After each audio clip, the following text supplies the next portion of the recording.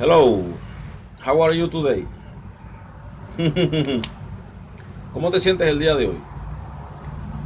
Bien, aquí estamos para compartir la palabra de Dios.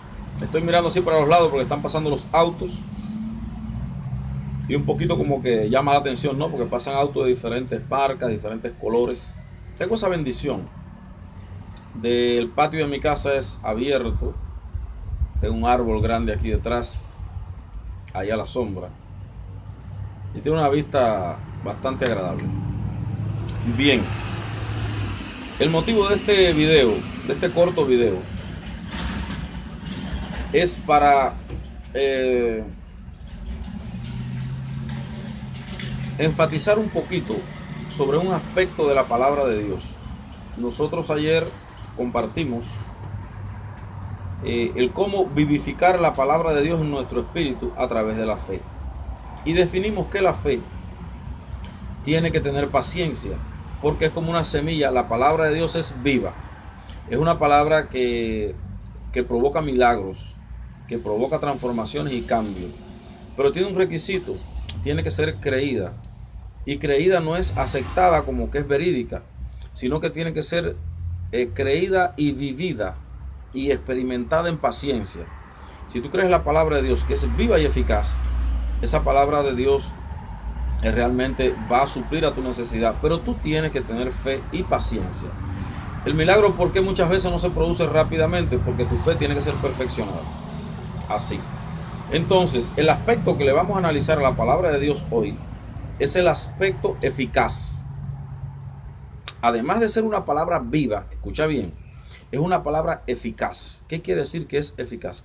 Que es como una medicina que tú te tomas para un mal, para una enfermedad determinada, y se ajusta a resolver ese problema eficazmente, radicalmente.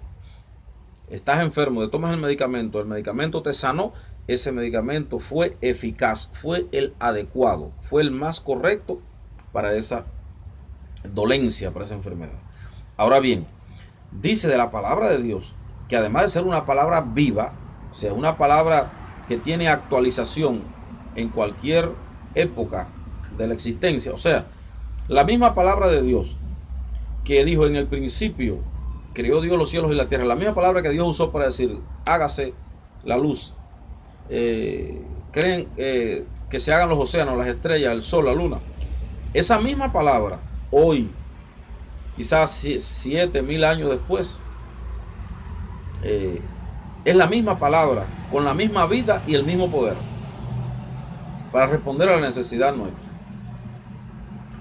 Recuerden todas las palabras que Jesús dijo acerca de la sanidad, los milagros, cómo libertaba a los enfermos, cómo resucitaba muertos.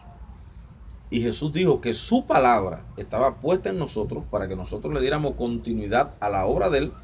Y el libro de los Hebreos, capítulo 4, verso 12, identifica a la palabra de Dios como viva. Ya lo digo, tiene actualización todo el tiempo y eficaz, se ajusta a toda necesidad. Entonces, el aspecto de la palabra de Dios que quiero analizar contigo ahora en estos breves minutos es sobre el aspecto de la eficacia de la palabra de Dios. Es una palabra que se ajusta a toda necesidad. Desde una resurrección de muertos, escucha bien esto, se aplica al hecho, es eficaz para devolverle la vida a uno que murió, como para restaurarle la vida a uno que está vivo y tiene la vida dañada, su espíritu dañado. Tiene el poder de sanar el alma, de erradicar y quitar eficazmente cualquier mal del alma y cualquier mal del espíritu. O sea, la palabra de Dios resuelve todo problema físico, todo problema espiritual, todo problema emocional. O sea, primeramente, vamos a empezar de lo eterno a lo físico. La palabra de Dios resuelve todo problema espiritual, todo problema emocional y todo problema físico. El apóstol Pedro en su segunda carta, capítulo 1, verso 3 dice: como todas las cosas que pertenecen a la vida y a la piedad nos han sido dadas por su divino poder, por medio del conocimiento de aquel que nos llamó por su gloria y excelencia. El apóstol está diciendo que todo lo que pertenece a la vida, a la parte material, ya te ha sido dado por Cristo. O sea, la palabra de Dios está diseñada para proveerte de todo lo que se pueda medir, se pueda palpar, se pueda tocar y se pueda ver físicamente. Casa, dinero, medios, recursos, etcétera, etcétera, etcétera. Ahora, cuando dice que nos dio todo lo que tiene que ver con la vida y la piedad, cuando habla de la piedad se refiere a la parte espiritual, a las emociones, a las cuestiones del corazón, del alma y a las cuestiones del espíritu, a la liberación del espíritu nuestro, que se ha liberado del dominio y del control de las tinieblas. Vemos muchos ministerios hoy, muchas iglesias predicando acerca de la prosperidad, acerca de la sanidad, de la liberación. Y mucha gente no lo entiende. Las personas se prejuician.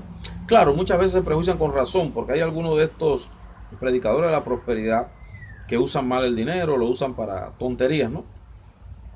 Para aumentar sus arcas, eso es gracioso, realmente. Yo no me molesto con lo que lo hacen, ¿no? Pero resulta gracioso que el Señor está al venir, ¿no? Y que esa gente se muera y todos esos 32 millones de dólares, 105, ahí se queden ahí. Para nada.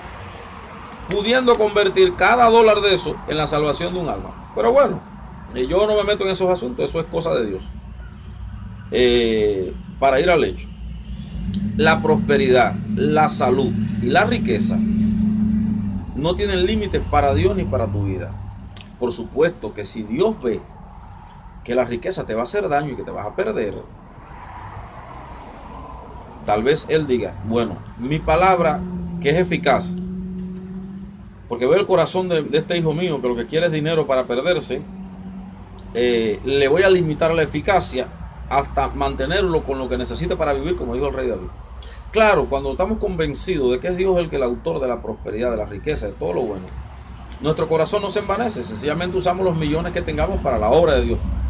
Nos satisface poder abrir orfanatos, enviar dinero a hospitales, poder imprimir 10 millones de Biblia, dar campañas en la India, en Asia, en el Medio Oriente, en América del Sur, etcétera, etcétera, etcétera. Bien, la palabra de Dios es eficaz para toda necesidad. ¿Cuál es la necesidad que tú tienes hoy? ¿Cuál es tu mayor necesidad de hoy? ¿Cuál es? Piénsalo en unos breves segundos ahí. Tu mayor necesidad. Dame tomar agua.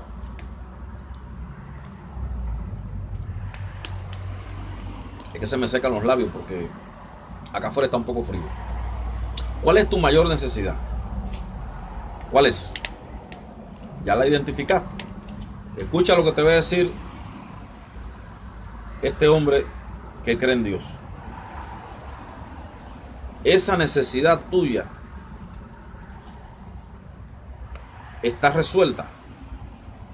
Solamente, o sea, tú tienes que saber que la palabra de Dios es eficaz para resolver ese problema tuyo. Sí, para resolverlo. Ahora, es una palabra viva. Lee Hebreos 4:12 y es una palabra eficaz que va a responder a tu necesidad. Esa misma necesidad que tú tienes, esa que tú tienes, esta palabra de Dios va a responder a esa necesidad. ¿Qué es lo que tú tienes que hacer? Tienes que llevarte por este consejo. Número 1, identifica tu necesidad. Número 2, aplícale la palabra de Dios.